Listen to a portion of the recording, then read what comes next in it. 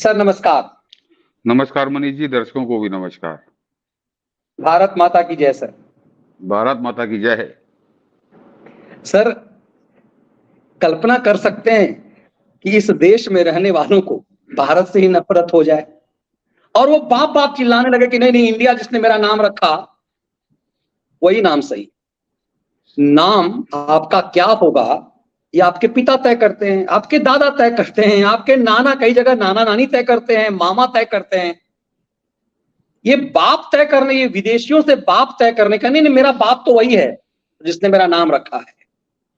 अभी तो सर कोई संविधान संशोधन हुआ नहीं, पार्लियामेंट के विशेष सत्र में कोई ऐसी बात हुई नहीं, भारत सरकार ने ऐसा कुछ कहा नहीं। ये बाएं बाएं चिल्लाने लगे नहीं नहीं नहीं, भारत नहीं, भारत नहीं, हम इंडिया ही ठीक है। भारत नरेंद्र मोदी के नफरत में पूरा वो जो पवन खेरा से लेकर के वो जयराम रमेश से लेकर के राहुल गांधी सब पागल हो गए। नहीं नहीं, भारत कैसे? भारत के प्रधानमंत्री के विशेष विमान है जिसमें एयर इंडिया पहले होता था, उसमें भारत लिखा हुआ है। तब किसी को समझ में नहीं आया कि मोदी लिटमस पत्र पर टेस्ट क्या कर रहे हैं। ये सर एकाएक महामहिम राष्ट्रपति का इनविटेशन राष्ट्राध्यक्षों के नाम आया, उसमें प्रेसिडेंट ऑफ इंडिया के जगह प्रेसिडेंट ऑफ भारत आया। तो ये सियार हुआ करके मोदी के अखाड़े में क्यों कूद गए सर? मोदी तो यही चाहते थे। नहीं मनीष जी, अभी इस पे बात करेंगे कि इनको कितनी घृणा है भारत से, कितनी नफरत करते हैं भारत से। और मगर केवल यही पक्ष आज उजागर नहीं हुआ है, एक और इनकी राजनीतिक धोखाधड़ी, इनकी राजनीतिक ठगी को भी आज नरेंद्र मोदी ने उजागर कर दिया। लेकिन उससे पहले अब जो है, जगह दर्शक जरा इससे अनुमान लगा लेंगे अगला जो तीसरा कालखंड होगा वो कैसा होगा नरेंद्र मोदी का। कि इस दूसरे कालखंड में वो जो काम कर रहे हैं, इतिहास रच रहे हैं, इतिहास बनाते चले जा रहे हैं। ये भी जो इसको लोगों ने बहुत सतही तरीके से मनीष जी खुशी के तो है, प्रसन्नता का विषय है, बड़ा गर्व का विषय है। इसलिए अगर ये भारत होता, क्योंकि अभी सरकार ने, प्रधानमंत्री ने कुछ नहीं कहा, लेकिन राष्ट्रपति के यहाँ से चिट्ठी सब कुछ बयान कर रही है कि 18 को क्या होने वाला है। लेकिन मनीष जी, सन 47 लोग कह रहे हो, सन 50 सन 50 या 49 नहीं, जिस दिन 15 अगस्त 1947 को भारत आजाद हुआ था, उसी दिन भारत इसको कहा जाने शुरू करना चाहिए था, उसी दिन। लेकिन नेहरू ने इसको पहले तो 49-50 और ढोंग पाखंड करते रहे कि ये संविधान सभा फलाना डिबका। अरे भारत का नाम भारत रखने में उसमें कौन सा संविधान सभा में कौन सा विचार मंथन हो रहा था? किस बात का विचार मंथन हो रहा था? मेरी समझ में तो ये नहीं आता मनीष जी, क्योंकि मराठी में भी इसको भारत ही कहते हैं, तमिल में भी इसको भारत कहते हैं, बंगाली में भी इसको भारत कहते हैं। हर जो भारत की अन्य क्षेत्रीय भाषाएं हैं उनमें इस देश का नाम भारत ही है। तो ये संविधान सभा बनी, फिर उसमें बड़ा विचार मंथन हुआ, फिर उसमें बड़ी बहसा बहसी हुई। क्यों हुई? क्योंकि अंग्रेजों का दलाल था कांग्रेस का नेहरू। ये उसके एक नहीं 50 किस्से हैं। तो इस बात पर तो 15 अगस्त को, जिस दिन हमको आजादी मिली थी, 15 अगस्त 1947 को, उसी दिन फैसला हो जाना चाहिए था कि आज से हम भारत, इंडिया काम खत्म। क्योंकि ये तो दुनिया जानती है, इतिहास गवाह है कि इंडिया नाम अंग्रेजों द्वारा थोपा गया था। अभी इसका भी मनीष जी एक साजिश बताऊंगा, मैं कुछ दूसरे तरीके से सोचता हूं, लेकिन वो नहीं किया। तो नरेंद्र मोदी ने, लोग कह रहे हैं 70-73 नहीं, 76 साल से जो पाप, जो गलती ये देश ढो रहा था, उस पाप से, उस गलती से मुक्त कराने का श्रेय भी नरेंद्र मोदी को ही जाता है। वही इस इंडिया नाम के पाप से हमको मुक्त करा रहे हैं। इसके लिए उनको कोटि कोटि धन्यवाद। मैं 73 और 70 की बात नहीं कर रहा कि कुछ देख रहा था कुछ चैनल की, वो 73 साल में हुआ और 70 साल, ये वो संविधान सभा, हमारे संविधान सभा के गोरख धंधे को मानता ही नहीं। इसमें कहा है कि इसमें कौन सा विचार मंथन हो रहा था कि इसको भारत कहा जाए कि ना कहा जाए, तो और क्या कहना चाहते थे? और वही नेहरू ने थोप दिया कि इंडिया कहने लगे। तो ये सबसे पहले तो देश के प्रधानमंत्री को कोटि कोटि धन्यवाद कि उन्होंने ये इस पाप से, इस कोड़ से, गुलामी की निशानी से मुक्ति दिला रहे हैं। दूसरा मनीष जी, एक इंडिया के लिए कैसे पाठ पढ़ाए गए इन वामपंथियों द्वारा, और कुछ लोग आज भी उलझे हैं, कुछ लोग आज भी उलझे। मैं इंटरनेट पर जरा तलाश रहा था, इन खैरातियों की तो छोड़ दीजिए। तो कोई बता रहा कि वो क्योंकि सिंधु नदी थी, तो सिंधु नदी और इंडस का कौन सा बनता है जरा मनीष जी मुकाबले में? अरे मेरा नाम सतीश है तो मुझको कोई कुछ और कहने लगेगा, तो मगर उसमें स्वर तो वही होगा। तो सिंधु और इंडिया, कोई सुर है, कोई सुर या स्वर मिलता है? कहीं कोई नहीं वो।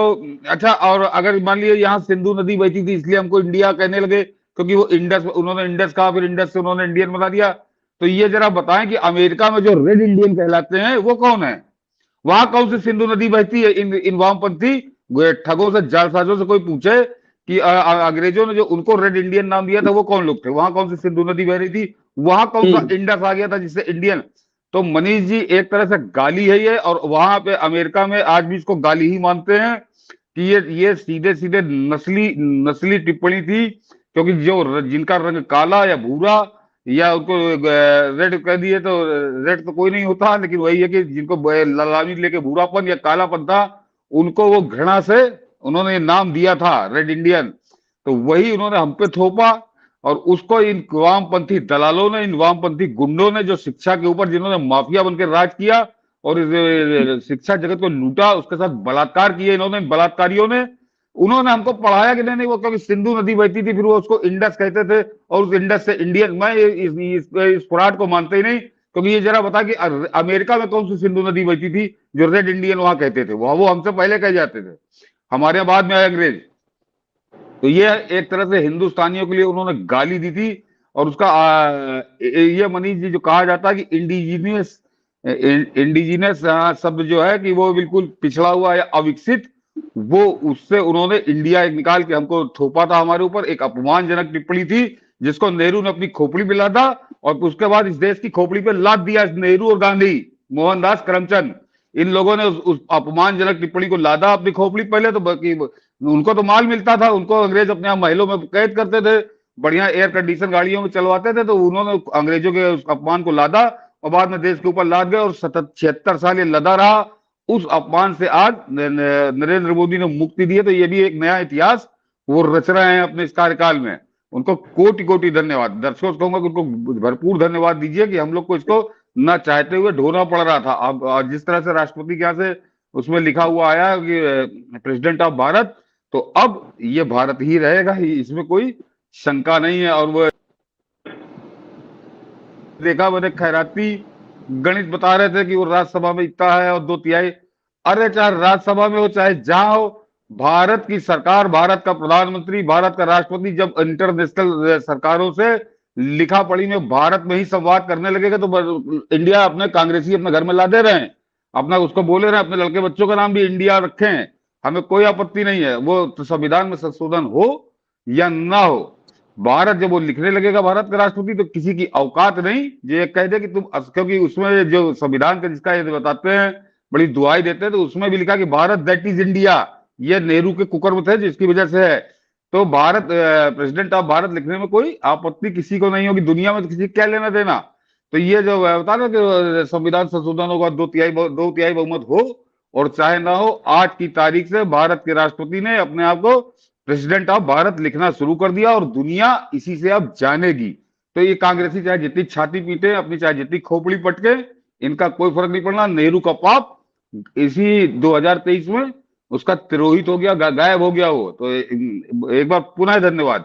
अब आता हूं मनीष जी, इनको आग क्यों लगी? देखिए मनीष, उसका कारण है मनीष, इन्होंने इंडिया इसीलिए लादा हमारे ऊपर, क्योंकि भारत नाम जब आता है तो फिर हम अपनी संस्कृति की तरफ लौट जाते हैं, अपनी हजारों साल पुरानी जड़ों की तरफ लौट जाते हैं। क्योंकि भारत नाम कैसे पड़ा ये किसी को नहीं मालूम, लेकिन उससे जितना पुराना वो नाम है, जितना प्राचीन वो नाम है, तो उसकी जड़ें हजारों साल पहले की है। कहीं विष्णु पुराण में उसका जिक्र है, हजारों साल पहले चले जाइए।